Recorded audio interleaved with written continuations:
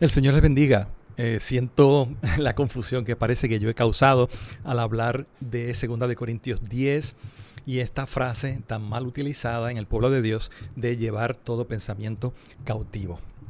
Obviamente, al no haber la oportunidad de dialogar en este momento, pues yo lo que voy a hacer es intentar resumir el significado de este pasaje, que si uno se quita esa idea de la cabeza de que tiene que ver con los pensamientos, va a ser obvio. No está hablando de eso. Este pasaje está hablando de la resistencia que algunas personas hacen o tienen al mensaje del Evangelio, y Pablo habla de esa lucha espiritual en la cual con armas espirituales él puede lograr, por el poder de Dios, derribar esos argumentos, vencer esos argumentos y esos pensamientos de manera figurada, llevarlos como presos de guerra a Cristo. En otras palabras, lograr que se conviertan al Señor Jesucristo, y de eso es que está hablando. ¿Ok? Esa es la idea general y la vamos a repasar en este momento. El pasaje es donde Pablo dice: yo Pablo, os ruego por la mansedumbre y ternura de Cristo. Yo que estaba presente, ciertamente soy humilde entre vosotros, mas ausente soy osado para con vosotros. Pablo era acusado de que era un león cuando estaba con ellos, y muy mansito, mejor dicho, mansito cuando estaba con ellos, y un león cuando les escribía. El apóstol Pablo dice: bueno, ahora vengo con el fuerte, vengo fuerte, vengo como león. Ruego pues que cuando esté presente no tenga que usar de aquella osadía con que estoy dispuesto a proceder resueltamente contra algunos que nos tienen como si anduviésemos según la carne. Fíjense desde ya que el apóstol Pablo está hablando de gente, no está hablando de su propio pensamiento. El problema es, él va a proceder contra algunos que piensan que Pablo vive y ministra según la carne. Así que no está hablando de sus pensamientos. Sigue diciendo en el 3: aunque andamos en la carne, en otras palabras, en el cuerpo físico, no militamos según la carne, en la naturaleza carnal. Porque las armas de nuestra milicia no son carnales, sino poderosas en Dios para la destrucción de fortalezas. Y aquí es donde, como veremos un poquito más adelante, Pablo enfatiza en que esta lucha en la cual él se encuentra es una lucha principalmente o primordialmente espiritual. Sigue diciendo: derribando argumentos y toda altivez que se levanta contra el conocimiento de Dios. Fíjense por favor que el problema no es ansiedades, depresiones, confusiones mentales. El problema es o son argumentos y altivez contra el conocimiento de Dios, y esto de parte de personas a los cuales Pablo les está predicando. Y ahí llega la frase: y llevando cautivo todo pensamiento a la obediencia a Cristo. Usando esta figura militar que vamos también a repasar, el apóstol Pablo está hablando de una guerra. Él gana la guerra en el poder de Dios, y esos prisioneros de guerra, esos pensamientos, los va a entregar al Señor Jesucristo. Y estando prontos, termina diciendo el 6, para castigar toda desobediencia cuando vuestra obediencia sea perfecta. Nuevamente, el problema es resistencia y desobediencia de aquellos a los que él está escribiendo.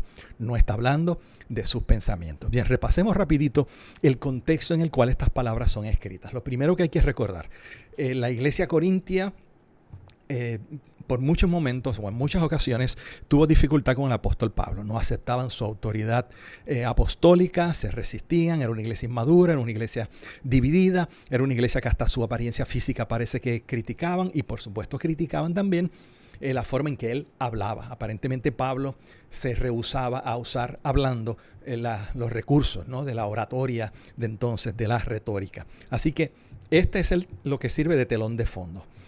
Estos versos, que son los que estamos mirando rápidamente, son el inicio de 3 capítulos en los que Pablo se está defendiendo. O sea, ante estos ataques y resistencia, no solo de los corintios, sino de aquellos en Corinto a los que él está predicando el Evangelio, Pablo se está defendiendo. Esa defensa le toma estos 3 capítulos, y los primeros versos, o los versos que estamos considerando, son la primera sección de esa defensa.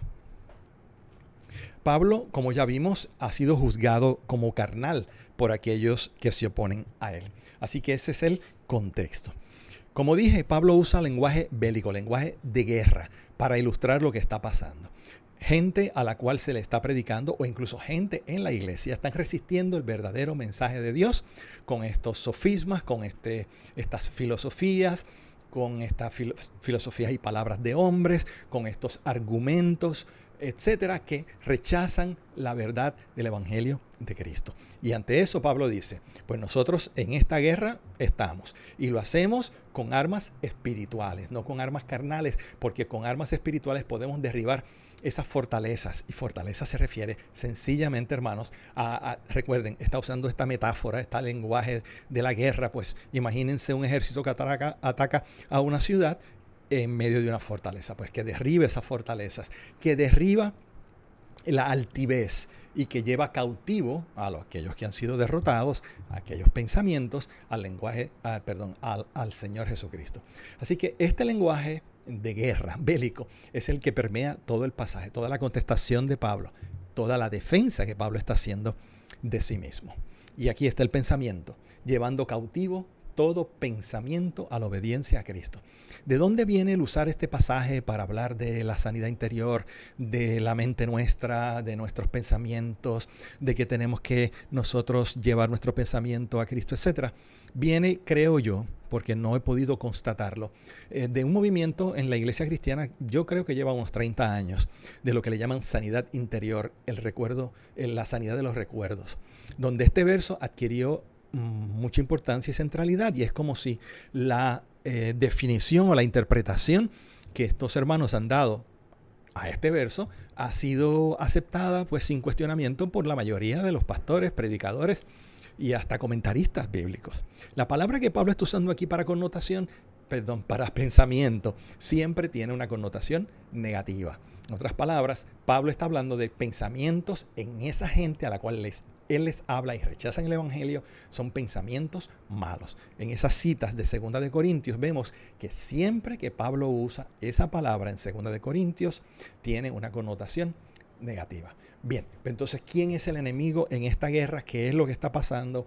¿Qué es lo que está sucediendo? Pues el apóstol Pablo dice que el enemigo en realidad es un enemigo espiritual.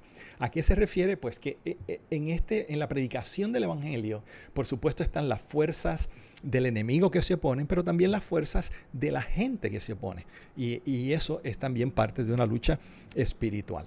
Y él dice que, por lo tanto, las armas que él usa no son carnales, son espirituales, son las armas que son poderosas en Dios para la destrucción de fortalezas. Y otro indicio de que el enemigo es espiritual es que el apóstol Pablo enseña que para ganar esta guerra va a derribar estos argumentos, y luego veremos la definición de esto. Y por último, esta altivez sugiere también que es una lucha espiritual. Y por último, los corintios, recuerden, los corintios estaban desobedeciendo. Estos son el objetivo final del apóstol Pablo y es a ellos a los que se está dirigiendo, y es la desobediencia de estos la que Pablo está tratando de corregir. Y aquí está, como les prometí, la definición de argumentos.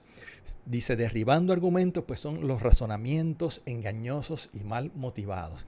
No se trata de mis pensamientos, se trata de los pensamientos en esas otras personas que, recibiendo el Evangelio, lo rechazan, lo argumentan en contra, se resisten al mensaje del Evangelio.